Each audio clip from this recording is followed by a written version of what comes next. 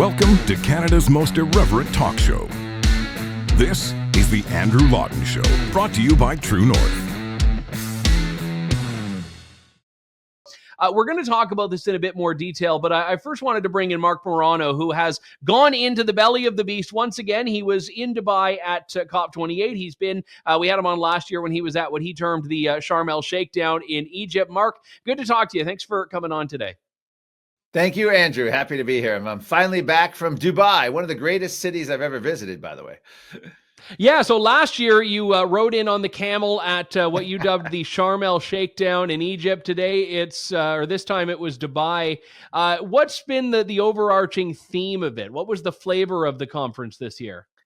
It was, I would say, delusion, insanity, and a complete lack of any basis in grounded reality. So that was the theme. And what I mean by that is they literally are demanding everyone, and including the final text, say that we need to phase out fossil fuels for the world. They are literally believing their own bullshit. They're believing that solar and wind are going to replace fossil fuels, and they need to formally enshrine it now in United Nations climate agreements.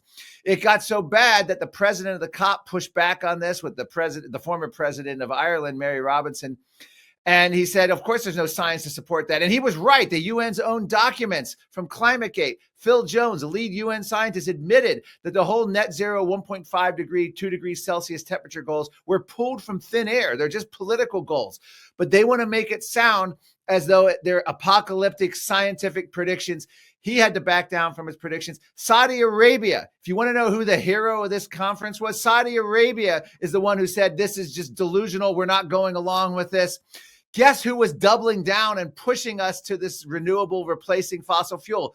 China. China at this conference literally said, literally doubled down and wanted to make sure that the United States relied more on China, because China was the one pushing us. If they get us off more and more fossil fuels and more renewables, guess what? It makes us, the once free West, more and more dependent on China, which essentially has a monopoly now, either through China and through their African subsidiaries with the underage kids and poor human rights and low environmental standards, all the mining. So that was the theme. It's literally the end of fossil fuels. And then, of course, the secondary themes included things like our Vice President, Kamala Harris, showing up and pledging $3 billion plus to the UN Climate Slush Fund. And guess what? This money, guess who the highest attending delegations are historically? African nations, South American nations, the poorest nations are in high attendance at these conferences. Why would that be, you may ask? Very simple. They are out there to suck at the teat of the United Nations. And here's the thing. I talked to a development activist, Leon Lowe, in South Africa at a previous UN climate summit.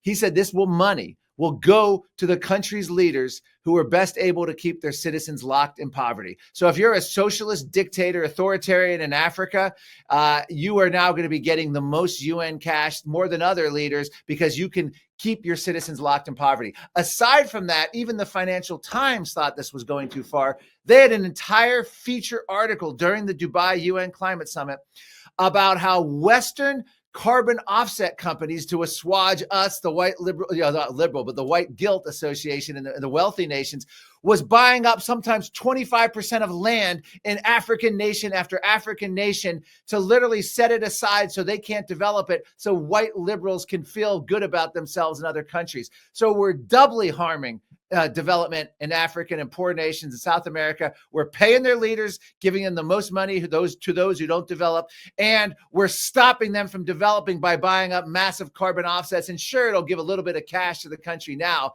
but it's going to hurt them long term. It's just insanity from beginning to end.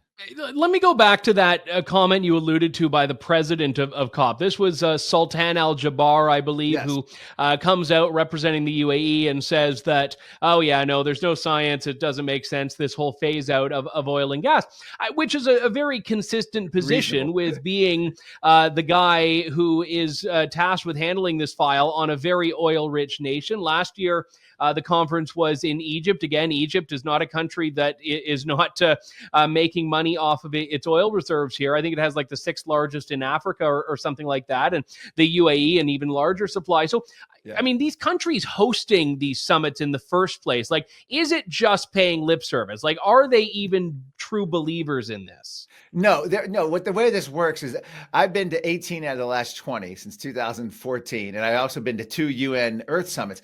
But the way they do it, they just pick countries, and they usually pick countries that are hostile. Now, we've had it in Poland 3 times. You may ask, why is Poland hosting a UN climate summit pretty relatively close together? It's almost, like 2008, 2013, 2017. I can't remember the exact, 2018 or something. And the reason they pick these countries is they try to go all around the world. They're going to be going to Australia. They're going to be going to India. But they try to pick countries where they try to woo them in. So they want to give them business. But just hosting a UN climate summit, this was the largest ever. It's 100,000 plus people. So first of all, it's good PR for the UN to these countries. It's a sort of payout saying we're going to bring in an unbelievable amount of business. Think of 100,000. Oh yeah, well, when they had it in Glasgow, there was not a single hotel room available in the entirety of Scotland that week. It's the biggest thing going. I mean, I can't think of any other corporate. I mean, World Economic Forum, even I don't even think the WHO is this. This is probably the largest international conference, that I'm aware of. Anyway, 100,000 plus participants. This was a record. So that's one thing. And then they bring in all the people, and they sort of shame the countries. That's what they did with Poland. And I went with Polish miners, and the Polish government was never that happy, but they're always willing to host them. So they figured they're having a dialogue. So what happens here is they've had it in the Middle East a couple times. They've had it in Qatar, in Doha, a couple places, a couple other locations in the Middle East. And they're going there because they want to highlight that they can be part of this UN climate summit. And a lot of times the way they get the developing world is they're paying their leaders to come. The way they get the developed world and even the oil-rich nations is they're going to woo them in. They're going to give them a lot of money in terms of all this business, and they're going to bring them into the community of nations. And it works because, Sultan Al-Jabbar literally did not want to fight. Once he made his comments, his spokesman immediately backed down. He backed down. They're not interested. They're interested in the virtue signaling. They may not follow through on it even if they make a pledge, they may not follow through in action. But unfortunately, they're still allowing this fraudulent process to go. What I think needs to happen, we need a coalition. I'd call it a Clegxit. You had the Brexit. We need a climate exit from the UN treaty. We need countries to band together and just say, hell no to net zero. It's anti-human. It's insane. It's Soviet-style central planning. We're done. We're not part of this anymore. Donald Trump, of course, tried it, but he did it tepidly. He just withdrew us. He didn't withdraw us from the whole United Nations climate process. He didn't withdraw us from funding the UN panel and all that stuff. We need actually Donald Trump to triple down. And hopefully if he gets elected, he will. I don't know if he'll get elected, but that's the problem. So what's happened here is all this virtue signaling for decades in the green agenda, they got away with. But now we're hitting where the rubber hits the road. Solar, wind collapsing. We have at least a dozen offshore wind collapsing in the U.S. The EV mandates collapsing. All the global automakers saying, no, it's not working. They're piling up on our lots. We're not going to do it anymore. You have the energy collapse in Europe, hastened by the Russian war, now Israeli conflict. All of this is just they can't afford the virtue signal anymore. But the UN knows how this works. It's a campaign cost. So they doubled down. In face of all of this insanity, they wanted to phase out of all fossil fuels. And by the way, I went to fashion shows there. They had red carpet events, sustainable clothing and fashion. I asked the spokesman there at the UN, with their keynote speaker, about the C40 Cities report, sponsored by Google, IKEA, funded by Mayor Bloomberg, who was the chairman, about the limit of 3 new items of clothing per person per year by 2030. And their answer is, well, it depends. If you're getting synthetic clothing, yes. If you're buying, hemp-made organic clothing, maybe from the skin of a cockroach, then yeah, you can get more than 3. This was an insane conference. They had children's events, all the usual stuff you would expect, but everything is just so much more insane. And the overriding theme, by the way, was this bypassing of democracy, because right before it, the 200 medical journals wanted to declare climate a public health emergency. The Biden administration is being urged to do it. What that would do is take this even further out of democracy. Because remember, we didn't vote to ban gas-powered cars. We didn't vote to ban meat eating. We didn't vote to ban agriculture, restrictions on high-yield agriculture. But it's all just happening because of corporate government collusion through edicts. And if they get a climate emergency, whether it's through the WHO or whether it's even in the United States. It gives Biden 130 new executive powers. NBC News actually said it would give him COVID-like powers, similar to what mayors and governors had. Yeah. And he's a lame duck. So this is always a tool on the table. Anyway, that's what the UN wants. It is I call it the Great Reset Summit, because none of it had to do with democracy. All of it had to do with rationing energy, food, transportation, freedom of movement, so that they could be more in charge. And it was just nuts. And you had King Charles there, you had Al Gore, you had John Kerry. A funny stat. On John Kerry, though, let me bring this up, because John Kerry is an example of how ideological this all is. And you see the moving goalposts. It used to be about emissions, and then it became about temperature, and now it's just about phasing out fossil fuels. So the reason I bring up John Kerry, here you have the oil and gas sector trying to meet them halfway and say, well, we're going to invest in carbon capture. And John Kerry comes out, oh, no, that carbon capture is nothing. I think he called it the Great Facade. Because he just wants the industry to be obliterated and effectively outlawed. He absolutely does. John Kerry, first of all, his speech here before the conference was all about shutting down not only U.S. coal, but we had the petition to do the natural gas by UN delegates targeting the United States. So they take away coal and gas, and we're left literally a whimpering nation begging China for what scraps, begging Venezuela, the Middle East. John Kerry has no problem with any of that, because in his mind, ideological mind, his legacy for the world is going to be saving the planet. And he really thinks that in order to do that, you're going to break a lot of eggs to make this beautiful utopian omelet of some kind of world. And he's pushing that. He's also pushing, as you mentioned, carbon capture and storage, and the money going into that is insane. But here's the thing that you have to understand. The Inflation Reduction Act, so-called in the United States, was probably the most evil genius bill that we've ever seen passed by the United States Congress, certainly in the green energy environment. Unlike the President Obama's green stimulus of 2009, which was a boatload of money, I think it was like $70 billion, it got dispersed and then it sort of died out. So you had a lot of success stories, and then these companies would go bankrupt and disappear, and Solandra, et cetera. Yeah. But the difference with this, and here's the thing, Politico has a whole article.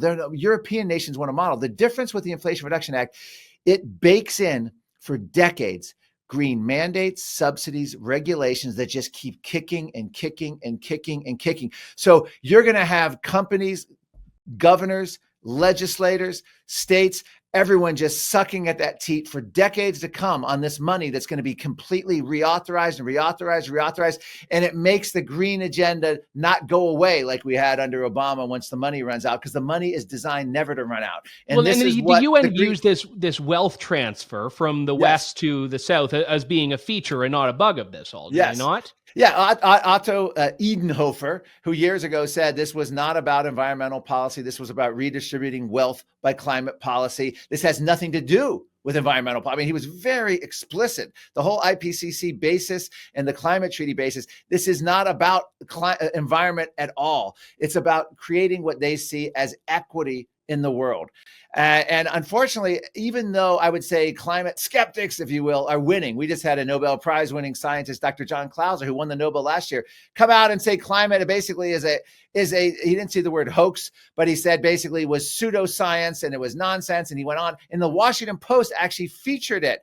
Nobel winner dissents on climate. I mean, I bet the reporter and editor who allowed that article to go to with that headline has lost their job or been demoted. But none of that matters, because they now, post March 2020, know the game plan forward. And the game plan forward is not about public opinion. They could care less that recent public polling, and at least in the US, is showing skepticism and reaching new heights. People don't trust the institutions. They could care less about what people don't trust, whether it's public health now or the climate agencies, because they have their model. They're going to bypass democracy. They have corporate government collusion. We now have banks who are joining up saying they're not going to give car loans to people who want to buy gas-powered cars, working in collusion with the ESG, with the BlackRock, with the United Nations and the World Economic Forum.